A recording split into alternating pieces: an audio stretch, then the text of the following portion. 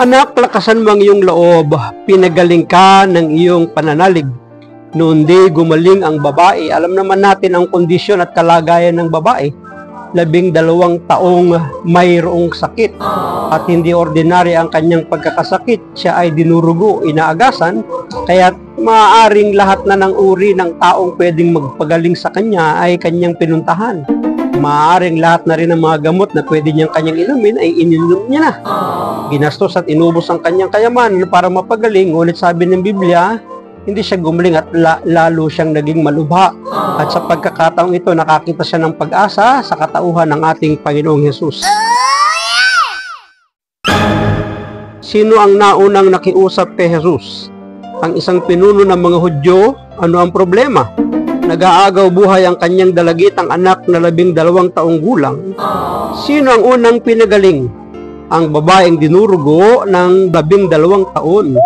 Sinadya kaya ito ni Hesus? Mukhang may mas malalim na dahilan ang Panginoon.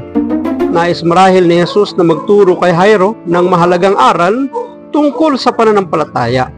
Pagkarating nila sa bahay, agad niyang pinatigil ang paglulugsa sapagkat mabubuhay ang bata sa bisa ng kanyang pagpapagaling at mapagpagaling na kamay.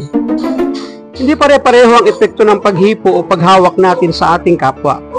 May paghipo na nakapagpaparumi at meron din namang nakasusugat. Totoo yun. Alam mo naman natin ang babaeng dinurugo sa batas ni Moises ay hindi dapat lumalapit sa mga tagapagturo ng kautusan ni sa mga tao sapagkat siya itinuturing na marumi. At anumang bagay na kanyang masandalan, maupuan, mahawakan ay ituturing na marumi. Ngunit nang siya humipo kay Jesus, hindi niya nahawahan ng karumihan ng ating Panginoon. Bagkus gumaling ang kanyang karamdaman, kaya ang sabi sa kanya ng Panginoon, huwag kang matakot, pinagaling ka ng iyong pananampalataya. May paghipo na nakapagpaparumi at meron din namang nakasusugat. Meron din namang nakagagaling at nakapagpapagaan ng pakiramdam. Katulad ng haplos ng pagmamahal at pagmamalasakit.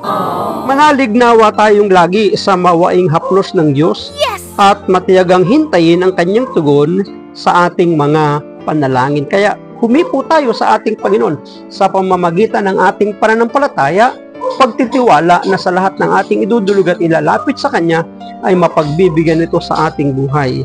Pagnilayan, inilalagay tayo ng Diyos sa mga bagay na hindi natin lubos na hawak or hindi nauunawaan upang ipaalala sa atin na Siya ang ating saligan at tunay na may hawak ng ating kondisyon, kalagayan, problema at suliranin na kapag inilapit natin sa Kanya, mabibigyan niya ng kasagutan at solusyon.